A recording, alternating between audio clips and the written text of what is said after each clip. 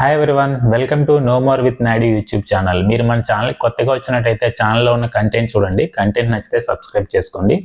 ఈరోజు మీకు ఈపీఎఫ్ 3.0 అంటే ఏమిటి అనేది ఎక్స్ప్లెయిన్ చేస్తాను. గవర్నమెంట్ కొత్తగా ఈపీఎఫ్లో కొన్ని చేంజెస్ చేయబోతుంది. ఆ చేంజెస్ 1 by 1 ఎక్స్ప్లెయిన్ చేస్తాను. ఫస్ట్ చేంజ్ వచ్చి ఈపీఎఫ్ మనీని మనం ఏటీఎం ద్వారా కూడా విత్డ్రా చేసుకోవచ్చు అనమాట. నెక్స్ట్ ఇయర్ నుంచి మనకి ఒక ఏటీఎం కార్డు లాంటిది ఇచ్చి మన ఈపీఎఫ్ అమౌంట్ని ఏటీఎం నుంచి విత్డ్రా చేసుకునే ఫెసిలిటీని కల్పించబోతున్నారు.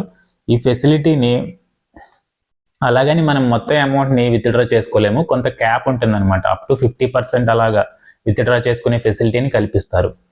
సెకండ్ చేంజ్ వచ్చి మనం కాంట్రిబ్యూట్ చేసే అమౌంట్ అప్ టు 12% మాత్రమే కాంట్రిబ్యూట్ చేయగలం. మన శాలరీ నుంచి 12% కాంట్రిబ్యూట్ చేయగలం. ఇది పెంచబోతున్నారు అనమాట. అంటే ఈ క్యాప్ని రిమూవ్ చేయబోతున్నారు. మనకి ఎంత అమౌంట్ కావాలంటే అంత అమౌంట్ మనం కాంట్రిబ్యూట్ చేసుకునే ఫెసిలిటీని కల్పించబోతున్నారు అనమాట. నెక్స్ట్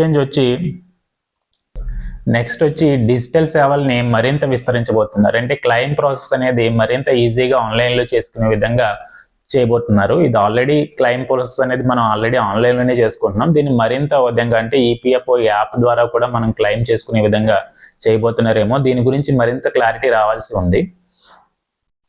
నెక్స్ట్ వచ్చి ఈపీఎఫ్ 95లో కొన్ని చేంజెస్ చేయబోతున్నారు. అంటే పెన్షన్ విధానంలో కూడా కొన్ని చేంజెస్ చేయబోతున్నారు.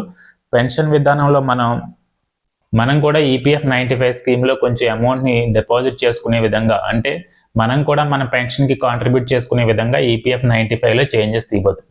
ఇవన్నీ ఈపీఎఫ్ 3.0లో ఉండబోతున్నాయి. ఇవి గవర్నమెంట్ తీసుకురాబోతున్న చేంజెస్. దీని గురించి నెక్స్ట్ ఏమైనా ఇన్ఫర్మేషన్ వస్తే మీకు మళ్ళీ ఇన్ఫార్మ్ చేస్తాను. ఇటువంటి మరిన్ని ఇన్ఫర్మేటివ్ వీడియోస్ కోసం మన ఛానల్ని లైక్, షేర్ అండ్ సబ్స్క్రైబ్ చేసుకోండి. Thank you for watching.